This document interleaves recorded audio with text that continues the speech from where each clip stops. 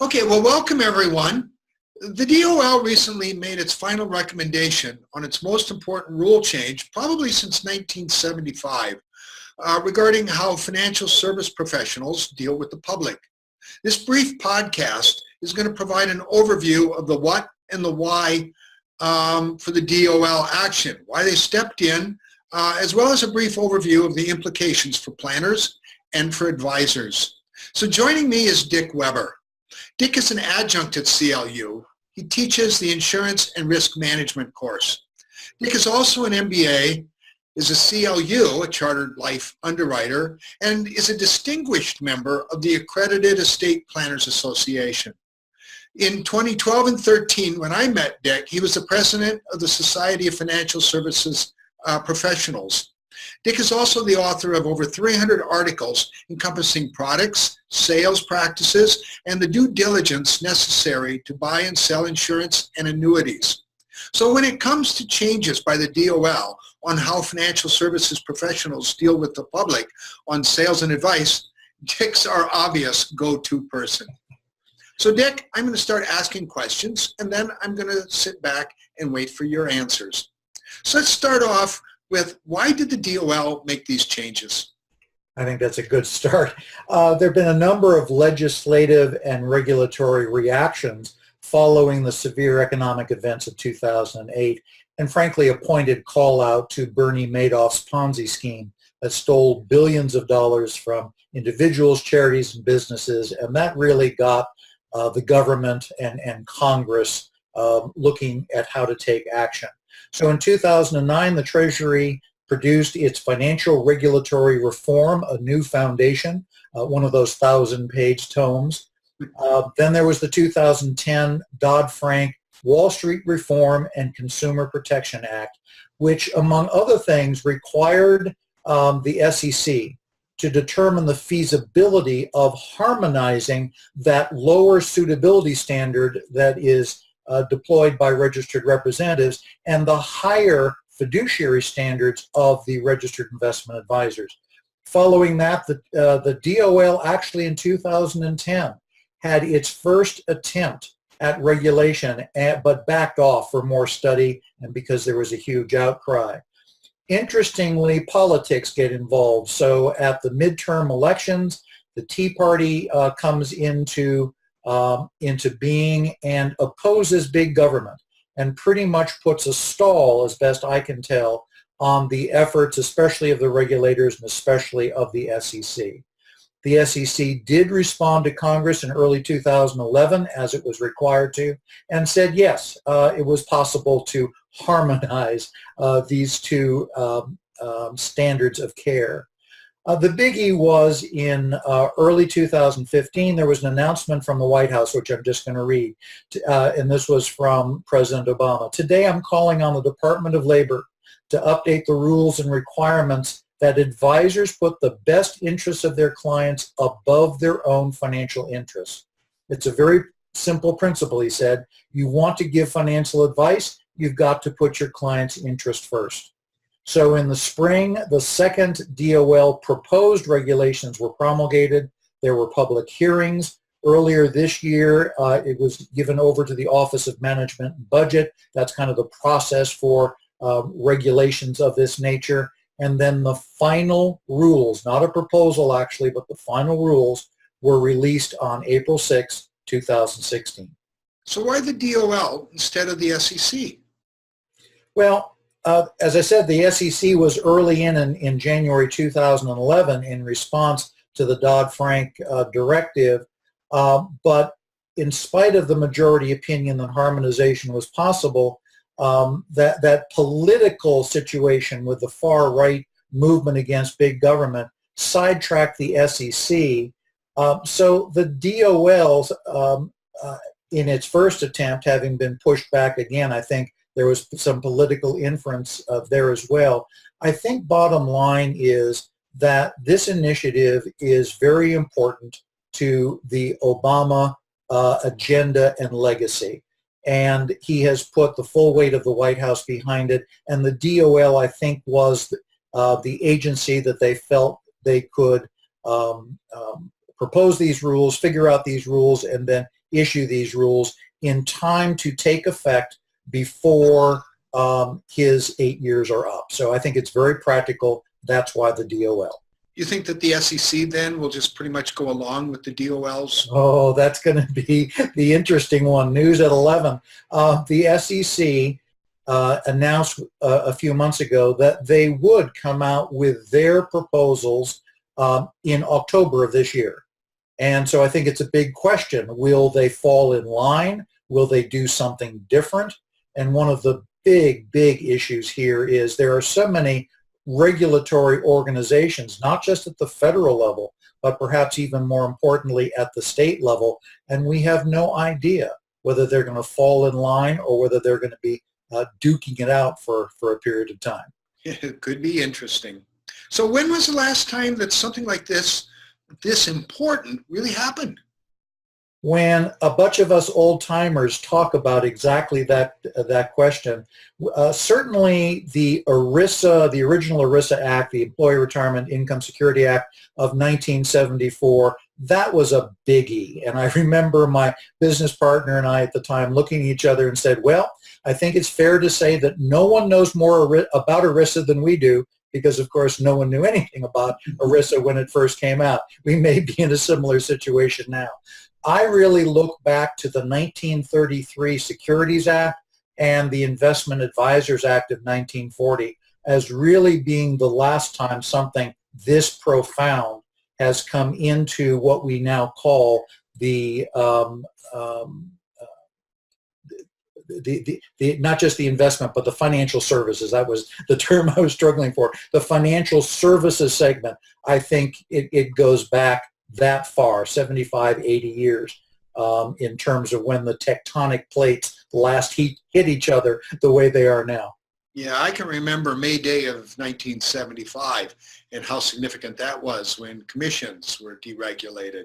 So this is really a significant, and it's been a long gap. Absolutely. In these rules. So you mentioned fiduciary and suitability standards. Would you describe the difference between those standards? Sure. So registered reps who are only giving incidental advice. So the recommendation, you might want to have some equities in your portfolio. You might want to have some life insurance in your portfolio. That's considered incidental advice. That's not investment advice per se. They've been subject to the suitability standard, which is a rules-based concept that is indicating that as long as a security, or for insurance agents, annuities, and in some cases life insurance, is conceptually appropriate for the client, that's that suitability piece, there's no further obligation to determine if something else was better or less expensive. So the classic considerations around suitability, there are 12 or 13 of them, but to me the most important are the age and time horizon of the client, the risk tolerance, their resources, their investment experience, and any tax considerations that they might be facing now or in the future. All of those things are taken into account in terms of making a recommendation that would be considered suitable. I've got this, I've got that, and I don't have to go any further in terms of something being better for you as long as what I'm recommending fits in that narrative of suitable. Registered investment advisors, that would include, including CFPs, including members of the Society of Financial Service Professionals, the organization I'm closely aligned with, have imposed on them a standard that sits on top of suitability. So it's not suitability or fiduciary. It's suitability, and then in certain instances, again, registered investment advisors, CFPs, members of FSP, in addition to that. Not only must the recommendation be suitable, but in addition, it must be in the client's, and this is tricky, best interest, and the advisor is obligated to put the client's interest above his or her own. That's the fiduciary standard. And the classic attributes of fiduciary include acting with prudence, in other words, with skill, with care, with diligence, and the good judgment of a professional. It's not just that I have the obligation to put your interest above my own, but I have to do it with skill, with knowledge, with professionalism. I can't mislead clients. I have to provide conspicuous, full, and fair disclosure of all important facts. I have to avoid conflicts of interest, and I have to fully disclose and fairly manage in the client's interest any unavoidable conflicts. That's a big laundry list that sits on top of suitability. So what would be an example of a conflict of interest? The conflict of interest would be, for example, where frankly, compensation is one of the first things. So one of the interesting questions is, and we may get to this later, if I have two objectively equivalent investment options, we could make it real simple. How about an S&P 500 index fund? And one has a fund fee of 10 basis points, pretty inexpensive, and the other has a more typical 35 or 40 basis point fee embedded into it. If the S&P 500 as a recommendation, a fund or an ETF is suitable for you, then there's no requirement under the suitability challenge of explaining to you and pushing you towards the lower fee, and presumably somewhere in there is embedded my compensation. In the fiduciary, the conflict of interest presents itself as to what I have to disclose to you, and in that disclosure help you make a decision that's in your best interest, not just because I could be compensated more. I think the compensation thing is, for better or for worse, one of the classic conflicts of interest in fiduciary, and the easiest way to try to answer your question. Okay. So what professionals are most impacted by this rule, and how? The Department of Labor's final rule defines fiduciaries being anyone who gives investment advice to a retirement plan or its participants or its beneficiaries, including IRA, Roth IRA, and IRA rollovers, for a fee or other compensation. So that's who's impacted. And I describe those who are impacted as defining the top level of what I call the rabbit hole, as in Alice in Wonderland, and with whatever other metaphors you might care to extract from that story. An insurance agent and a stockbroker are not normally fiduciaries until or unless they fall into the DOL's rabbit hole by offering, for any form of compensation, investment advice that intersects with retirement plan money, and again including IRA and IRA rollovers, the big self-directed stuff. That's where advisors are going to tend to intersect with clients' retirement plan money, is in 401ks and IRAs and IRA rollovers. Okay, so go ahead. Yeah. Oh, I was just going to say, so if they've fallen down that rabbit hole, now they have a fiduciary obligation to the customer, and as a fiduciary, they discover that advising or selling on the basis of commission compensation is a prohibited transaction. That's the first road sign you see when you fall down the rabbit hole, is commissions are a prohibited transaction. Now, there are several exemptions that would allow commission compensation, but the duties of fiduciary are firmly in place. There's no exemption about fiduciary. There are a couple of exemptions that might qualify you to receive commissions that would otherwise be a prohibited transaction. So anyone whose investment advice for any form of compensation that intersects with advice to acquire, to hold, dispose, or exchange securities or other investment property to retirement plans and participants of those plans, including IRAs and IRA rollovers, immediately finds herself at the bottom of the DOL fiduciary rabbit hole. So there's a wide range of professionals who can be swept into that, from the commission-only insurance agents and stockbrokers all the way to the fee-only advisors. In theory, it could include attorneys and accountants who would provide advice to a client seeking guidance in repositioning their retirement assets, and here's the key, for which the client might later contend in a lawsuit that it was investment advice. And of course, the presumption is it didn't go as well as the client expected, and so they're looking for a way to litigate that situation. The irony is that a fiduciary duty may already be imposed before you even hit the first rabbit hole. So, for example, insurance agents licensed to sell life insurance in New Jersey, as best we know, it's the only state that imposes a fiduciary obligation on licensed insurance agents. So insurance agents in New Jersey, CFP certificates, as I mentioned before, members of the Society of FSP, acting under their code of professional responsibility, they're already held to a standard called client's interest above my own, and then the legal term of art is fiduciary. So the key to all of this is then to avoid the rabbit hole of the retirement funds, right? I think that's a reasonable way of looking at it, but we may be overlooking too many opportunities if what we're doing is only looking at the ground and trying to avoid the rabbit holes. I think that there is, and now we're really going to mix the metaphors here, I think there's blue ocean out there. We'll talk about that in a little while. I think there are opportunities. So personally, even though my practice, I have been a fiduciary for the last 20 years, but I would be advising to keep your head up and be looking for opportunities rather than trying to avoid the rabbit holes. Okay. So how is this rule change going to impact compensation models? Well, I think that's what has everybody concerned. The typical products that you might be rendering advice about acquiring, repositioning, disposing, or dispersing obviously includes annuities and mutual funds, which often have what we would call heaped compensation.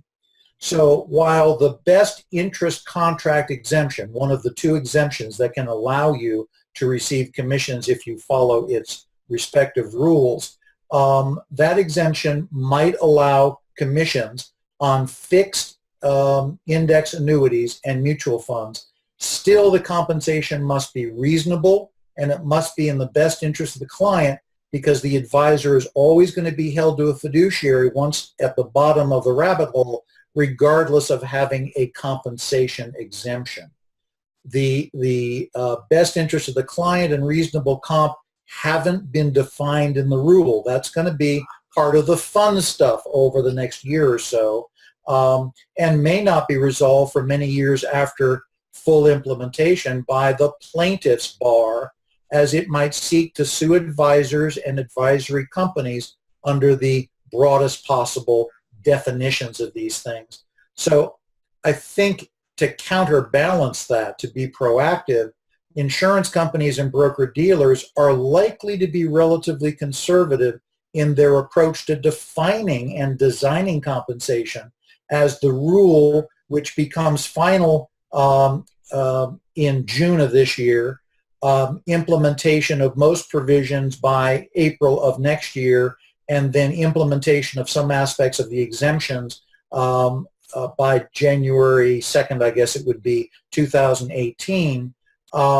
we have some work to do. We have to figure out how compensation can fit within those definitions when we don't really have good definitions for them. My guess is that at the point of implementation, this time next year, those selling mutual funds and annuities are going to be compensated on the basis of basis point trails as opposed to heap commissions. And so basis point is? 1 basis point is 1/100th of a percentage of 1%. So for example, if I sell you a deferred annuity and you invest $100,000 into that annuity, in the old scheme, I might have earned 6%, $6,000. There would have been a call on your ability to redeem that annuity early on, because of course the company has to earn enough to pay whatever credits need to be paid into the annuity and to compensate for my commission. So that's where you get these surrender charges and surrender periods. So in lieu of that, maybe instead of earning $6,000, what I earn is 50 basis points. That's $500 on the initial 100,000. But then next year, hopefully the 100,000 will have grown a little bit, and I'll earn another 0.5 percentage point, 50 basis points on that. Over time, the irony of that compensation scheme is as the advisor, I stand to earn far more under a trail approach of level ongoing compensation than a heaped commission up front. Right, that's fascinating that actually it can come back and bite us. Ideally, the fact that I would earn ongoing compensation is because you stay with me, and you stay with me because I'm giving you ongoing advice and valuable service. One of the interesting things about an annuity that might change its compensation mode to an annual basis point compensation on the value is if you don't like my ongoing advice, you can not only take your business, but you can take your annuity with you. Whereas if in the earlier form, if I'd earned my $6,000 up front, I could say to you, heck, I really don't want to work with you any longer because you're not bringing me any new business. And you might say, hey, you're not bringing me any new ideas or advice. So it's possible that there are a few diamonds in the rough in this very massive change in regulation. And that would be both to the customer and the advisor. There may be an advantage in that form of compensation. It keeps us both engaged in the right way. All right. So if I can summarize for this first part, then what we've really seen now is a forced conversion for planners, advisors, agents, and registered reps to a fiduciary status when it comes to retirement products, especially IRAs and rollover IRAs. The fiduciary standard now applies, and it requires then that the agent is going to be acting in the best interest of the client. Whatever that might mean. That's right. And while not perfect, this new rule will really reflect this ongoing shift that we've been seeing away from a commission-based product towards a more fee-based service model, correct? The thing about that is very interesting. It's obvious that the DOL has a fee-based or fee-only orientation, that was certainly in their proposed rules, which softened a little bit in the final rules. That's where they were trying to push everything.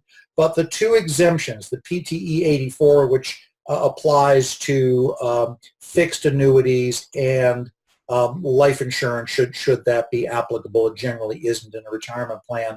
And then, of course, the larger BIC exemption, best interest contract exemption.